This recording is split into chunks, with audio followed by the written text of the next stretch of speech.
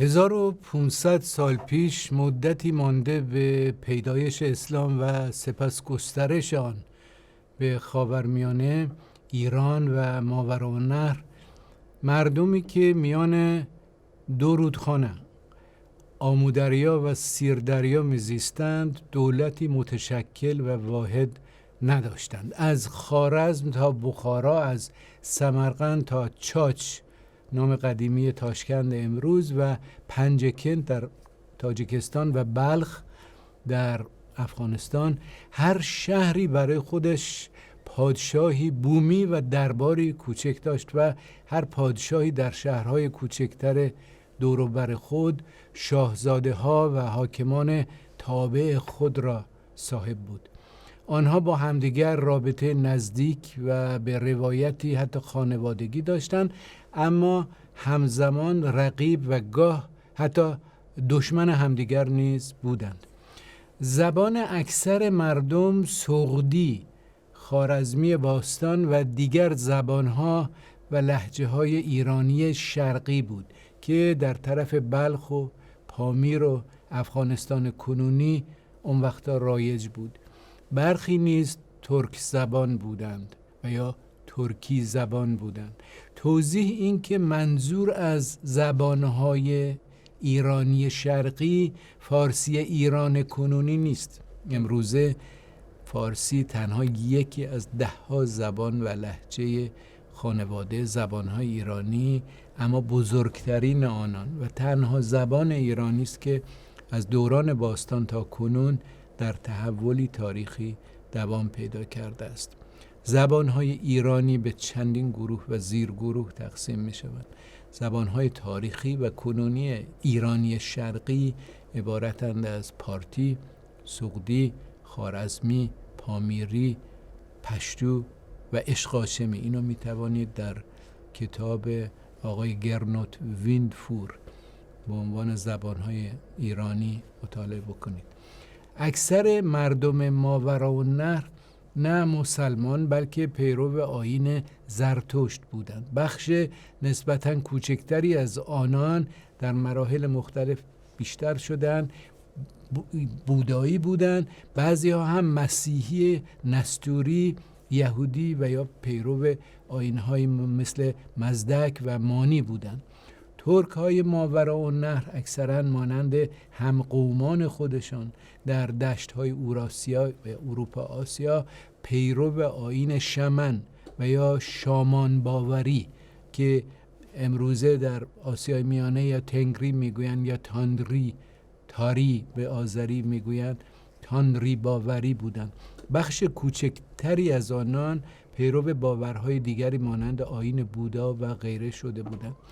قرنها بود که در مناسبات قبایل صحراگرد با ایرانیان و چینی‌ها تجارت، رفت و آمد، ازدواج، مبادلات فرهنگی و زبانی، کوچ و مهاجرت و دستاندازی‌ها حتی و تهاجم‌های مرزی چیزی عادی بود.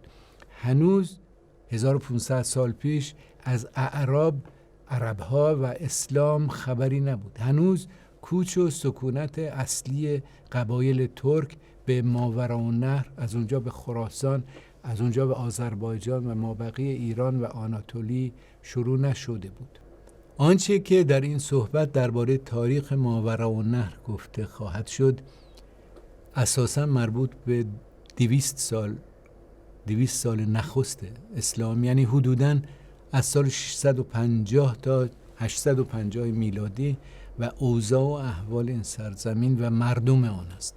از اسلام تا کنون حتی تحولات خیلی بیشتری در این سرزمین ها مردم آنها، زندگی اجتماعی، سیاسی، دینی، قومی، فرهنگی اونا رخ داده، تا جایی که از دید امروز وقتی نگاه کنیم اوضاع حتی همان دوره آغازین اسلام نیست برای اکثریت ما مانند افسانه و یا خواب و خیال است. تصور کنید که حتی اوضاع زمان اسلام، ظهور اسلام در این منطقه خودش نتیجه 3-4 هزار سال تحولات مختلف قومی و زبانی بود خودش.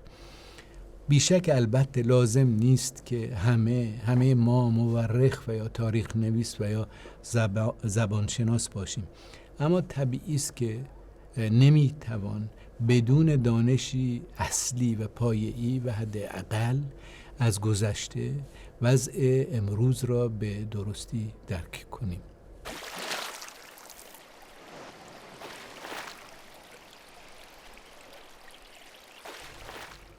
ماوراءالنهر نامی است عربی به معنی آن سوی رودخانه. نام فارسی ماوراءالنهر فرارود است، یعنی آن سوی رود.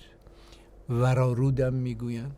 به زبانهای اروپایی و تحت تاثیر لاتین و یونانی به این سرزمین ترانس اوکسیانا و یا ترانس اوکسانیا میگویند، یعنی آن سوی رود اوکسوس که نام اروپایی آمودریاست. نام آمودریا به عربی جیهون است.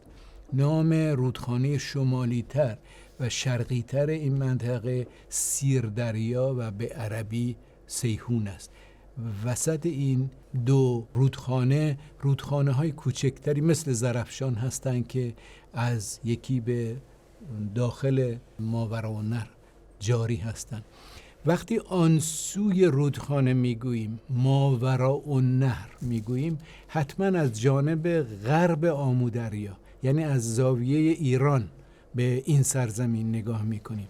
طبیعتا یونانیان، رومیان و دیرتر اعراب هم که از غرب و از طریق ایران به ماوراءالنهر آمدند و با آن آشنا شدند، از زاویه غرب، از نگاه ایران به این سرزمین نگریسته آن را ماوراءالنهر نامیده‌اند. امروزه در میان دو رود آمودریا و سیردریا کشورهای ازبکستان و تاجیکستان و همچنین بخش کوچکی از قرقیزستان و ترکمنستان قرار دارند. ازبکستان بخش بزرگتر میان دو رود را در بر میگیرد. اما در عمل وقتی ماوراءالنهر گفته می شود و یا در تاریخ گفته می شد، اونچه که در ایران و دنیای غربی و اسلامی مثلا تاریخ‌های عربی و ایرانی میفهمند و یا غربی میفهمند، محدود به این کشورهایی که گفتیم نیست، بلکه در ضمن به جز ازبکستان و تاجیکستان سرزمین‌های آنسوی سیردریا مثل قزاقستان، قرقیزستان، منطقه کاشغر چین و جنوب روسیه نیز در نظر گرفته می شود. در عمل همه این سرزمین ها شامل تعبیر ماوراءالنهر می شود. در طول این صحبت خواننده، شنونده و یا تماشاگر ویدیوی ما بهتر است دو چیز را همیشه در نظر بگیرد: یکم نقشه جغرافیایی این منطقه و دوم سلسله مراتب و یا کرونولوژی و یا سال شمار تاریخی رو باید در نظر گرفت تا اینکه در درک تحولات تاریخی که از اون صحبت میکنیم شخصها، محلها و یا زمانها را در ذهن خودمون پس و پیش نکنیم و موضوع را راحت تر بفهمیم. ماوراءالنهر را میتوان به 4 ناحیه تقسیم کرد. ماوراءالنهری که در تاریخ‌ها منظور از آن سرزمینی که در نظر گرفته می شود به 4 ناحیه میشه تقسیم کرد. بلخ در جنوب، بلخ میدانیم که در داخل این دو رود سرزمین بین این میان این دو رود نیست، ولی حساب می شود به عنوان بخشی از ماوراءالنهر. بلخ در جنوب، سرزمین سغد شامل 2 شهر بزرگ سمرقند و بخارا در مرکز، خوارزم در شمال غرب و تاشکند که چاچ و یا شاش قدیم بوده در شمال شرق ازبکستان کنونی و در مرز دشت‌های اوراسیا، همان جایی است که این تاشکند که پس از اونجا اون شهر، اون سرزمین‌های قبایل ترک در گذشته 1500 سال پیش شروع می شده است. بلخ قدیم کم و بیش با سرزمین‌های باستانی باختر و یا باکتریای دوره اسکندر مقدونی و سلوکیان بعد از اسکندر و همچنین سرزمین کوشانیان و هپتالیان همپوشی دارد، کم و بیش یک سرزمین هستند. امروزه اکثر این منطقه در افغانستان کنونی قرار دارد، اکثرشون، نه همه ولی اکثرش. روابط این منطقه در جنوب کوههای هندوکش بیشتر با هند و ایران بوده و در شمال این کوهها با سغد و دشت‌های آن سوی سیردریا اکثرا با ترک‌ها و یا قبیله‌های دیگری که مثل هون‌ها که در دشت‌های شمال در حال کوچ بودند. بلخ از جمله بلخ قدیم، هرات و بامیان افغانستان کنونی در گذشته مرکز پیروان آیین بودایی و مقر حتی معبدهای تاریخی آنها نیز بوده است. شاید مهمترین و یا مؤثرترین ناحیه ماوراءالنهر به گفته ریچارد فرای در کتاب عصر طلایی ایران سغد بوده، یعنی شهرهای اصلی آن سمرقند و بخارا که مرکز تجارت و فرهنگ این منطقه به شمار می رفته است. سرچشمه اصلی رفاه و پیشرفت مردم سغد، همچنین مردم بخش‌های دیگر این منطقه، بخصوص تجارت با چین و ایران و خرید و فروش با دیگر سرزمین‌ها از جمله با بیزانس و یا روم شرقی و یا مغولستان در شمال در شرق بوده است. در خوارزم تا اوایل اسلام یک تمدن باستانی ایرانی شرقی حاکم بود. در آنجا خوارزمشاهان افریقی اون وقت حکم می‌راندند. زبان مردم یعنی خوارزمی باستان یکی از شاخه‌های ایرانی شرقی بود. این موضوع رو از کتاب الآثار الباقیه اثر مورخ خوارزمی ابوریحان بیرونی میشد درک کنیم که 1000 سال پیش حدوداً نوشته شده است. روابط تجاری مردم خوارزم اساساً با مردم جنوب روسیه کنونی و حوزه رود ولگا و عموماً قبایل ترک در دشت‌های اوراسیایی بود. اگر کتیبه یا سنگ نوشته بیستون داریوش پادشاه هخامنشی را اساس بگیریم، سغد، خوارزم، باکتریا یعنی بلخ، پارسوا یعنی پارت و قندهارا پیش از میلاد و در دوره هخامنشیان جزو سرزمین‌های امپراتوری هخامنشی بود، جزو ساتراپ‌ها به اصطلاح استان‌ها، ولایت‌های هخامنشی بود. البته درجه و جزئیات این وابستگی به دولت هخامنشی را نمی‌دانیم. حتی 600 تا 700 سال بعد از هخامنشیان نیز شاپور یکم ساسانی در سنگ نوشته کعبه زرتشت در نزدیکی شیراز ایران بخش‌های جداگانه از ماوراءالنهر را مانند کوشانشهر، سغد، چاچستان و یا تاشکند کنونی و توران را که سرزمین تورها، حالا این بحث رو بعداً میکنیم که کجا منظور کجاست، جزو سرزمین‌های ایران شهر یعنی سرزمین ایران میشمارد.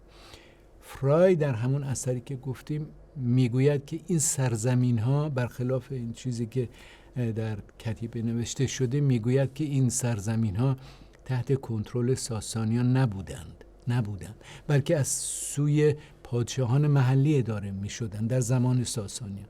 درباره هخامنشیان بحث زیادی نیست، ولی ساسانیان. و فرای میگوید که برخی از آنان از این سرزمین‌ها در افغانستان کنونی جا گرفتند و اینها شاید خراج پرداز پادشاهان ساسانی بودند، ولی وابسته به دو بخشی از دولت ساسانی به نظر فرای نبودند. همچنین بارتولد در تاریخ آسیای مرکزی تا حمله مغول میگوید که پس از فروپاشی امپراتوری کوشانها 400 سال، این حدوداً 400 سال پیش از اسلام است، میگوید هیچ حاکم و نایب السلطنه پادشاهی بیگانه بر ماوراءالنهر حکمرانی نکرده و با وجود برخی اطلاعات احتمال ندارد، میگوید بارتولد، که حاکمی منتسب از سوی ساسانیان اصولاً بر این منطقه حکمرانی کرده باشد. یعنی البته نباید فراموش کرد که مرزها و حاکمیت سیاسی در مناطق مرزی، به خصوص 3 مناطق مرزی دولت‌های گذشته، اغلب موضوعی پرفراز و نشیب و متغیر بوده. یعنی هر لحظه، هر ماه، سال میتونسته تغییر پیدا کنه. یا اگر دولتی از دولت حاشیه خود باج میگرفته، خراج میگرفته، تصور عمومی حداقل در نزد اون دولت این بوده که اون دولت کوچک به این دولت بزرگ وابسته است. اینها رو دقیق نمیدانیم. به هر حال درست است که پس از هخامنشیان و به طور مشخص از زمان ساسانیان به بعد، احتمالاً به خاطر ویژگی‌های جغرافیایی و فرهنگی و همچنین رواج تجارت راه ابریشم به چین، ماوراءالنهر با وجود رشته‌های مشترک فرهنگی و زبانی که با ایران داشت و هنوز دارد، هیچگاه تحت حاکمیت دولت‌های مرکزی ایران نبوده در دوره ساسانی، بلکه منطقه‌ای با دولت شهرهای به اصطلاح نیمه مستقل و مرفهی مانند بخارا و سمرقند بوده که هر کدام شاه و حکمران خودشو داشت. حاکمان این دولت شهرها بنا به روایات چینی، قبلا هم گفتیم در اصل شاید هم با همدیگر خویش و تبار بودند.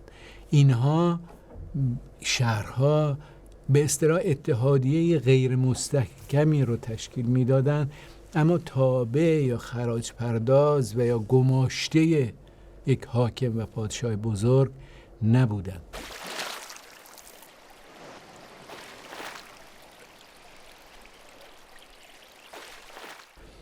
از شکست هخامنشیان تا ظهور لشکریان عرب در مرزهای ماوراءالنهر 4 تحول مشخص سرنوشت بعدی این سرزمین و افغانستان و حتی پاکستان کنونی رو رقم زده است. یکم، تأسیس و حکومت گروهی از لشکریان اسکندر مقدونی در بلخ، موسوم به باکتریا و یا بلخ باستان و یا تخارستان قبلا. در این دوره تا 100 سال پس از میلاد زبان مردم اساساً لهجه‌های ایرانی شرقی بود در بلخ، اما فرهنگ و زبان مکتوب به اصطلاح رسمی یونانی بود. زبان بلخی گفته میشه که با زبان بعدی سغد که بعداً صحبت خواهیم کرد خیلی نزدیک و مشابه زبان سغدی بوده.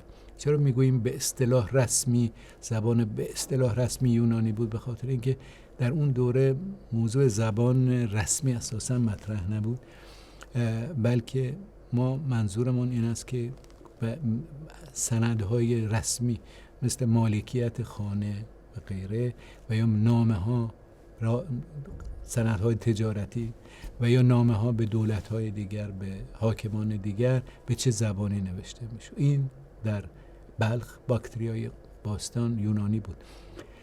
یک دوره هم بعد از بخصوص این دوره پارتی بود، زبان میانه فارسی ایرانی میانه شرقی.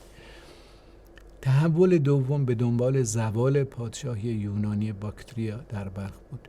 در قرن دوم پیش از میلاد بود که جای اون رو پادشاهان کوشان گرفتند با مرکزیت بلخ.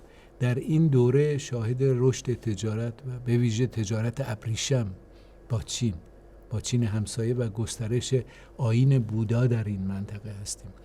مرحله سوم شامل حاکمیت قبایل هپتالیان هست از سالهای 440 تا 50 تا 670 میلادی که خود این هپتالیان آمیزه‌ای مخلوطی از قبایل کوچنده از دشت‌های شمال و مردم محلی ماوراءالنهر بودند. در هر دو دوره کوشانیان و هپتالیان این دولت‌ها سرزمین وسیعی از آسیای میانه تا هندوستان را تحت حاکمیت خودشان داشتند. تحول چهارم، تسلط اعراب و اسلام و به طور تقریباً همزمان نفوذ، کوچ و اسکان یعنی مسکون شدن قبایل ترک از دشت‌های شمال اوراسیا به ماوراءالنهر و سپس ایران و خاورمیانه و حتی حاکمیت آنان در سرتاسر این منطقه است که با حکومت غزنویان، سلجوقیان و غیره شروع می شود. امروزه می توانیم اوضاع اجتماعی، سیاسی و فرهنگی ماوراءالنهر را مدت کوتاهی پیش از حمله اعراب چنین پیش چشم خود تجسم کنیم. از گرگان، این در ایران است، نیشابور در ایران است، مرو امروزه در ترکمنستان است و بلخ که امروزه در افغانستان است. از اینجا هرچه رو به طرف شمال و شرق می رفتیم اون وقت کنترل دولت ساسانی رفته ضعیفتر و ترکیب قومی و زبانی مردم مخلوط‌تر میشه. اکثر مردم این منطقه به لهجه‌ای از 3 زیرشاخه زبان‌های ایرانی شرقی سخن می‌گفتند. یکم خوارزمی باستان در شمال غرب ماوراءالنهر، میان ترکمنستان و ازبکستان کنونی. دوم سغدی در سمرقند، بخارا، چاچ و تاشکند کنونی و چندین ناحیه دیگر. و سوم زبان باکتریایی و یا باختری و دیگر زبان‌های ایرانی تخارستان که بعداً صحبتش خواهد شد. اینو در کتاب آقای گلدن با تیتر مقدمه بر تاریخ ترکان می شود خواند. اما به خاطر روابط نزدیک با ایرانیان دولت ساسانی، هم خود ایرانیان هم با دولت ساسانی، فارسی میانه که در دوره ساسانیان و یا پهلوی که در دوره ساسانیان شکل تحول یافته پارسی باستان بود، نیز در ماوراءالنهر جا افتاده بود. زبان به اصطلاح رسمی، طوری که گفتیم منظور ما چی هست از زبان رسمی و یا دولتی، یعنی زبان مکاتبات میان پادشاهی‌های محلی منطقه، دولت‌های مرکزی و ایالت‌ها و ولایت‌ها. ابتدا پارتی بوده، یعنی زبان ایرانی میانه شرقی، و دیرتر فارسی میانه، یعنی زبان خود ایران ساسانی صورت میانهش. در بلخ هم تا مدت‌ها زبان به اصطلاح کتبی و یا نوشتاری و یا رسمی یونانی بود، چرا که برخی از نیروهای اسکندر مقدونی پس از شکست هخامنشیان برای حفظ مرزها از دست قبایل شمالی در این منطقه مستقر شده بودند. پیش از اسلام تعداد کمتر اما فزاینده‌ای از مردم ماوراءالنهر هم ترک زبان بودند. اکثر ترک‌ها نه در میان درود آمو دریا و سیر دریا، بلکه در آن سوی سیر دریا به صورت قبیله‌های کوچ‌نشین در دشت‌های پهناور میان مرزهای شمال غربی چین تا شمال دریای خزر، میان 2 امپراتوری وسیع چین و ایران ساسانی می‌زیستند. بخش کوچکی از این قبایل در نواحی مرزی ایران مانند خوارزم و سغد، یعنی بخارا و سمرقند و یا منطقه کاشغر چین یک جانشین شده بودند، از حالت کوچ‌نشینی بیرون آمده بودند. قبایل ترک پس از متلاشی شدن دولت ساسانیان و ظهور اسلام هرچه بیشتر به ماوراءالنهر، خراسان، بقیه ایران و خاورمیانه کوچ کردند، چون که مرزبانی‌های ساسانی دیگر وجود نداشت و کنترل بر مرزها از بین رفته بود. بخش دیگری از آنها هم از آسیای میانه به سوی غرب، یعنی اروپای شرقی، مهاجرت کرد. زبان ترکی آنها، این قبیله ها، اگرچه مشخصات محلی و قبیله‌ای خود را داشت، اما هنوز مانند امروز صورت واحد و ملی نداشت که مثلا به یک گروهش ازبکی گفته بشه، یک گروهش ترکمنی گفته بشه، یا قزاق، قرقیز، اویغور، بلکه اکثر تاریخ نویسا و آثار تاریخی چه اون دوره چه بعد چه حالا مدرن اصولاً به زبان همه قبیله های ترک در اون دوره اصولا ترکی میگوین، البته بین قبیله های مختلف فرق میگذارن. طبیعتا خب هنوز ترکا در حال کوچ بودن در اون زمان و زبانشان وابسته به کوچ ها و آمیزش با اقوام جدید و در وطنهای نویافتهشون تغییر پیدا میکرد. خوارزم، سمرقند و بخارا هنوز ترک زبان نشده بود اون موقع. حتی ترکیه کنونی هم هنوز اکثرا مسیحی مذهب و یونانی زبان بود.